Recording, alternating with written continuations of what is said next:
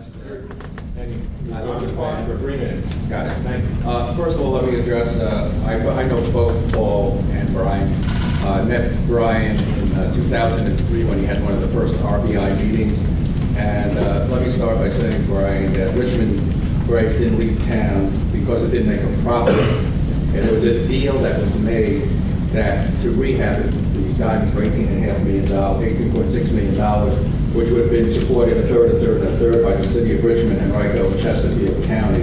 And when RBI came aboard, it sabotaged the deal. Now, I was at that meeting where Frank Ricks was, the architect, Louis Ricks in KISS, and I asked him the question, you might remember it, about the economic impact of the ballpark, and he admitted that there was no documentation regarding the economic impact.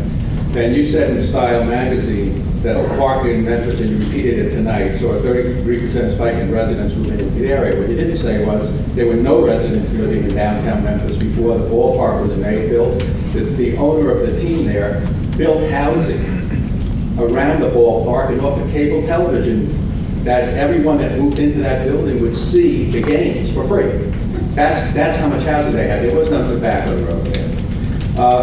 Paul, you talked about Camden Yards and growing the tax base and self-financing. Well, the Inner Harbor came before Camden Yards came. That was the economic generator for downtown Baltimore, not Camden Yards. The cart came before the horse. And let me address, every member of City Council and David Dixon, the mayor, has a copy of this book called Public Dollars, Private Stadiums.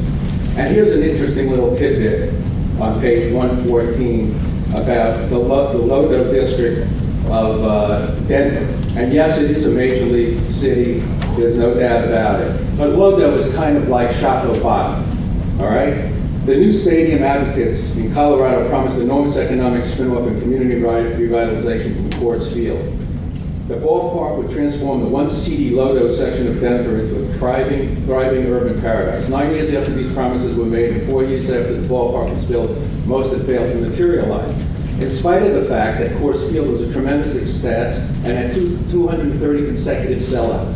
The Lodo area has seen a great deal of economic development in the 1990s. It's now considered one of the trendier entertainment areas of Denver.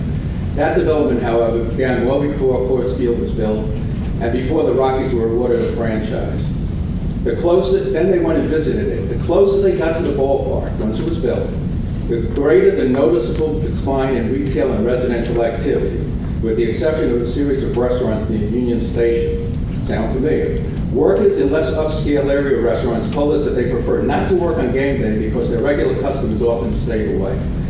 As far as, the other study, this study is so flawed it's ridiculous. On the first paragraph of the first page, it said forget doing a redo of the stadium down in the boulevard, simply because it was going to cost $45 million, a number that never came about.